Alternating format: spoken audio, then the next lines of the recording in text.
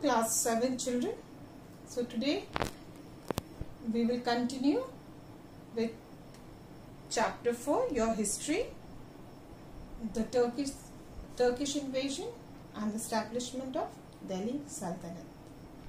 So what we have done in the earlier videos, we have studied about these Mahmud of Ghazni and Muhammad Ghori, and then what we did was important battles. First battle of Tarin, that was in 1191, where Muhammad Ghori was defeated by whom?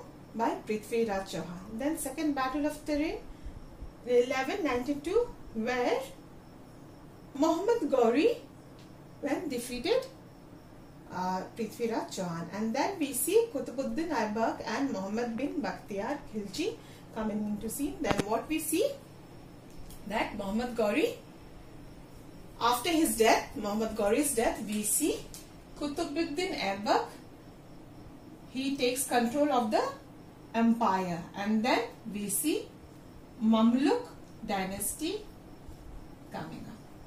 You call this as slave dynasty. And then under slave dynasty, what do we see? How he works. He only ruled for 4 years. And then in 1210, he died. As I told you, while he was playing polo game, he fell off the horse and then he died. So after his death, who becomes the successor? Okay, he had a son, but the son was not so capable. He was a very weak ruler. So he is replaced by another ruler. And who was he? Iltutmish. You must have heard about him. So here, what we see now, Qutbuddin Aybak's son is replaced by Iltutmish, and he reigns from 1210 to 1236 CE, and he is what? He was considered to be a very capable ruler. So Iltutmish is considered to be a greatest of the slave ruler. Remember, we are doing what? We are still under Mamluk dynasties, and he is considered to be the greatest of the slave ruler, and he is the son-in-law of Qutbuddin Aybak. So here what we see, once he takes the control of the empire, what he does, he makes his position strong. He consolidated his position. So here what we see, that after taking control of the empire, he makes his possession strong, and then he also takes care of, he manages his empire so well, and that is why he is considered to be a capable ruler. And when he takes control of it, he has to face many challenges. Okay, and that is why he is called capable. How he tackles all the situation? In a very shrewd manner, very smart. He handles it. So he faces lot of challenges. The first one is he has to face many challenges. The first one was what? Turkish nobles. Now what happened? Once he takes control of the empire, he has been challenged by the Turkish nobles, and then very smartly he defeats them. And also we see that Bengal was the governor that time, Khilji governor. So what happens now? Khilji governor also trying to crush Iltutmish. He has become very powerful, but what he did? He defeated them also. And then also he had he has to face challenges from external rivals. So outside his territory, and so that external powers outside the territory, whoever were there, he had also defeated them. And then what? So he had to face challenges from external rivals. Who were there? Rulers of Ghazni and Multan. Then next, he also had defended his empire, his territory, from whom? From Mongol invasion. And the chief of Mongol invasion was Genghis Khan. And then what happened? He came in search of who? The Shah of Persia. The Shah of Persia came to Iltutmish territory. He came to ask help from him. But very politely, very gentle way, he refuses the Shah of Persia to give shelter to him. So that way he had stopped the Mongol invasions.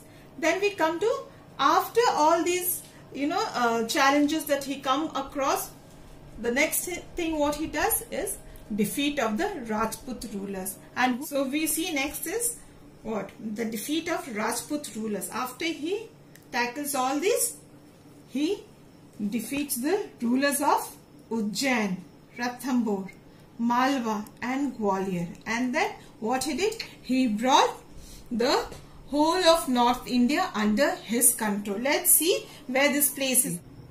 So Ujjain will be here, Gwalior here, this side, Ranthambore and Malwa. So all these places he brought under his control. Let's read this point. So after getting rid of his enemies, Iltutmish defeated the Rajput rulers of Ujjain, Ranthambore, Malwa and Gwalior. He brought the whole of North India up to the river Narmada under his control. So you see river Narmada, so this part he brought under his control. The Caliph of Baghdad recognized him as the sovereign of India.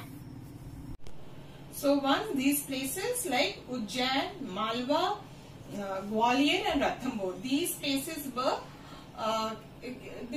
came under the control of Iltutmish. Now it has become a very huge territory. To manage that territory, what he did?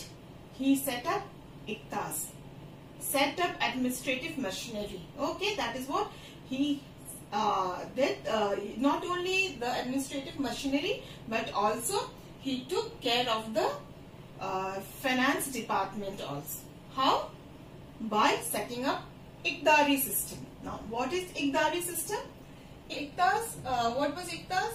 It was the province, the state was divided into small parts, and this was given to the nobles. Okay, and actually Iktas is the tax collection, and then the nobles collected money from the people to what? To govern, to take care of the territory. So this way they had, and the nobles, those who were in charge of collecting the revenue, they were called Iqtidar. So that's what we see in the book, that Iqtidari system is introduced by Iltutmish so that he can take control of his territory. And we also see that what? The gold and silver coins is been introduced by the ruler Iltutmish. So this is how he had taken care of his people as well as of his the finance department also. So during his reign, we see that gold and silver coins were introduced, and then like Mahmud Ghazni, he also what? He also like those people, those who were learned, scholars. Now we see in your book, what we see, that he was also like Mahmud Ghazni, a patron of art and learning.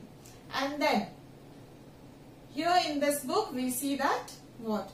We had learned that Muhammad Aibak started Qutub Minar and Iltutmish was the one who completed the Minar. So here we see that Iltutmish completed the Qutub Minar and also built his own tomb in red sandstone in Delhi in the same complex. Okay, he was a patron of art and learning. Learned scholars driven into exile from various parts of Asia found refuge in his court. So whoever from different parts of Asia, whoever came into exile, what he did? He gave shelter to them because he was a great patron of art and learning.